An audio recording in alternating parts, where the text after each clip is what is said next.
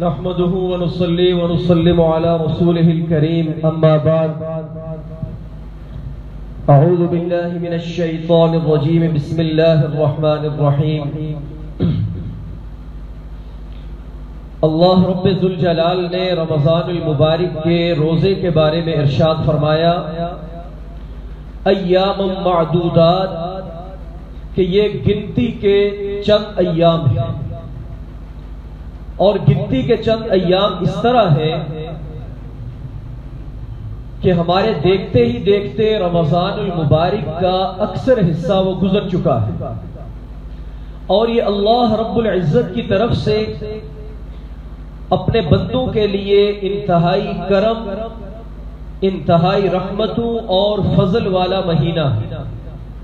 حضرت علی رضی اللہ تعالی عنہ کا فرمان ہے کہ اگر اللہ رب العزت اپنے بندوں کو عذاب دینا چاہتے تو انہیں رمضان جیسا مہینہ کبھی عطا نہ کرتے۔ اللہ تعالیٰ اپنے بندوں کو رمضان اس لیے عطا فرماتے ہیں تاکہ بندے اللہ رب العزت سے اپنے گناہوں کی تلافی کر سکیں اور انہیں معاف کروا سکیں۔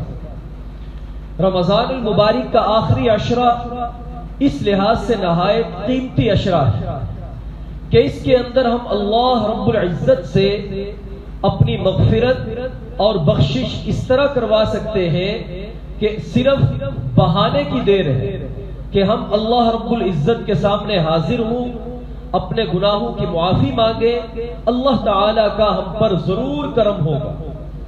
اس آخری عشرے میں بھی جو طاق راتیں ہیں وہ انتہائی خصوصیت اور فضیلت والی۔ طاق راتوں سے مراد یہ ہے کہ 21 رمضان، 23 رمضان، 25 رمضان، 27 رمضان اور 29ویں رمضان کہ ان کی جو راتیں آتی ہیں یہ اللہ رب العزت کے پیارے حبیب حضرت محمد صلی اللہ علیہ وآلہ وسلم نے فرمایا کہ اس میں اللہ تعالی تمہیں لیلۃ القدر والی رات عطا فرماتے ہیں۔ اب ان راتوں میں سے لیلۃ القدر والی رات کون سی ہے یہ تعیین اللہ تعالی نے اپنے پاس رکھی ہے۔ ہمیں اللہ تعالی کا حکم یہ ہے کہ ان راتوں کو جو بھی انسان جاگ کر اللہ تعالی کی عبادت کر لے اللہ رب العزت اسے 83 سال کی مقبول عبادت کا ثواب عطا فرماتے ہیں۔ تو آج بھی طاق رات ہے، ہم انتہائی بڑھ چڑھ کر اس رات کو اللہ تعالی کی عبادت کرنے کی، جاگنے کی کوشش کریں۔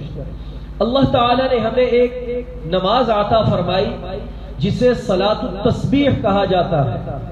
ویسے تو یہ نماز ہم پورا سال پڑھ سکتے ہیں، لیکن چونکہ رمضان کے اندر انسان کا جذبہ بھی ہوتا ہے اور طاق راتوں میں انسان جاگنے کی کوشش بھی کرتا ہے، تو ہمیں چاہیے کہ رمضان کی ان راتوں میں خصوصاً اس نماز کو پڑھنے کا اہتمام کریں۔ یہ کیا نماز ہے؟ نبی کریم صلی اللہ علیہ وآلہ وسلم نے اپنے چچا زاد بھائی حضرت ابن عباس رضی اللہ تعالی عنہما سے یہ فرمایا کہ اے میرے چچا کے بیٹے، کیا میں آپ کو ایک تحفہ، ایک ہدیہ اور ایک خصوصی چیز نہ دوں؟ تو انہوں نے عرض کی کہ ضرور، ارشاد فرمائے۔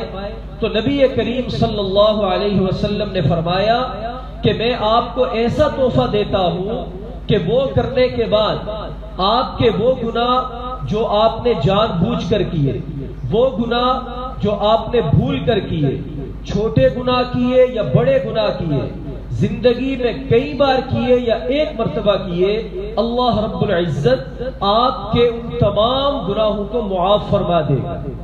اور اس کے بعد آپ نے صلاۃ التسبیح ارشاد فرمائی اور فرمایا کہ تو 4 رکعت اس طرح ادا کر کہ اس میں سورہ فاتحہ پڑھ اور اس کے بعد جو سورت تجھے قرآن میں سے آسان لگے اس کو پڑھ، اور پہلی مرتبہ قرات کرنے کے بعد 15 مرتبہ سبحان اللہ والحمد للہ ولا الہ الا اللہ واللہ اکبر یہ تسبیح پڑھ۔ سبحان اللہ والحمد للہ ولا الہ الا اللہ واللہ اکبر سبحانک اللہم وبحمدک وتبارک اسمک وتعالی جدک ولا الہ غیرک. یہ پڑھنے کے بعد 15 مرتبہ اس تسبیح کو پڑھ اور اس کے بعد سورہ فاتحہ پڑھ. سورہ فاتحہ کے بعد جو سورت پڑھنی ہے وہ پڑھو اور رکوع سے پہلے پھر 10 مرتبہ اس تسبیح کو پڑھو اور 10 مرتبہ پڑھنے کے بعد رکوع کرو. پھر رکوع کے اندر 10 مرتبہ یہ تسبیح پڑھو. پھر رکوع سے اٹھنے کے بعد 10 مرتبہ پڑھو. پھر رکوع سے اٹھنے کے بعد 10 مرتبہ پڑھ کے سجدے میں جاؤ اور سجدے میں 10 مرتبہ اس تسبیح کو پڑھو. پھر دونوں سجدوں کے درمیان 10 مرتبہ پڑھو اور پھر دوسرے سجدے میں 10 مرتبہ پڑھو. اس طرح یہ 75 مرتبہ ایک رکعت کے اندر یہ تسبیح مکمل ہوگی اور ہر رکعت کے اندر 75 اور 75 مرتبہ اس تسبیح کو پڑھو. 300 کی تعداد یہ مکمل ہوگی. اسے صلاۃ التسبیح کہا جاتا ہے. فرمایا کہ جو انسان یہ نماز پڑھے اللہ رب العزت اس کے چھوٹے بڑے اعلانیہ پوشیدہ ظاہری باطنی پہلے کیے گئے اور اس کی زندگی میں انجانے اور جان بوجھ کر ہونے والے جتنے بھی گناہ ہیں انہیں معاف فرما دیتے ہیں. اللہ کے نبی علیہ السلام نے اپنے چچا زاد بھائی حضرت ابن عباس سے فرمایا کہ یا چچا جان اگر ہو سکے تو روزانہ اس نماز کو پڑھو. اگر روز نہ پڑھ سکو تو ہفتے میں ایک بار پڑھو. اگر ہفتے میں نہ پڑھ سکو تو مہینے میں ایک بار پڑھو. اگر مہینے میں بھی نہ پڑھ سکو تو سال میں ایک بار پڑھ لے اور اگر سال میں بھی نہیں تو زندگی میں ہی ایک مرتبہ اس کو پڑھ لو. تو میرے بھائیوں اب ہم نے اپنی زندگی کا حساب کرنا ہے کہ ہم اس نماز کو کتنا ادا کرتے ہیں. سچی بات بتاؤں تو پورے سال کے اندر ہمیں اس طرف توجہ نہیں ہوتی.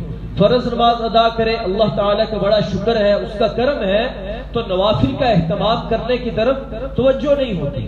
لیکن یہ رمضان کے مہینے کے اندر انسان کا دل نرم ہوتا ہے وقت بھی ہوتا ہے اللہ کی طرف توجہ کرنے کی طرف رغبت بھی ہوتی ہے. تو ہم یہ کوشش کریں کہ طاق راتوں میں ہر رات اس کو ادا کریں.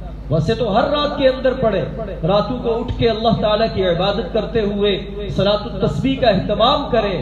اور اس کی خصوصیات میں سے یہ آتا ہے کہ جو انسان صلاۃ التسبیح کا اہتمام کر لیتا ہے اللہ رب العزت اسے دنیاوی پریشانیوں سے آزاد فرما دیتے ہیں.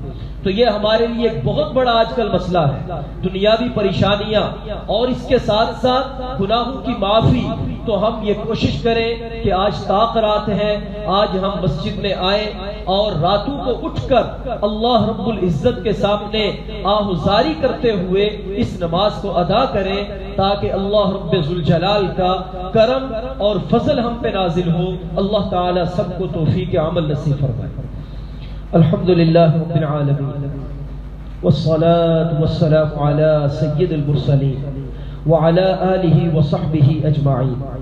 اللہم صل علی سیدنا ومولانا محمد وعلى آل سیدنا ومولانا محمد وبارک وسلم وصل علیہ. اللہم انت السلام ومنک السلام تبارکت یا ذا الجلال والاکرام. سمعنا واطعنا غفرانك ربنا واليك المصير. یا اللہ جو کہا سنا سب پر عمل پیرا ہونے کی توفیق عطا فرما. اے اللہ رمضان کے جتنے ایام باقی ہیں انہیں قیمتی بنانے کی توفیق عطا فرما. اے اللہ عبادات میں ثبات کرنے کی اور گناہوں سے بچنے کی توفیق عطا فرما. وصلی اللہ تعالی علی خیر خلقہ محمد وعلی آلہ وصحبہ اجمعین. آمین برحمتک یا ارحم الراحمین.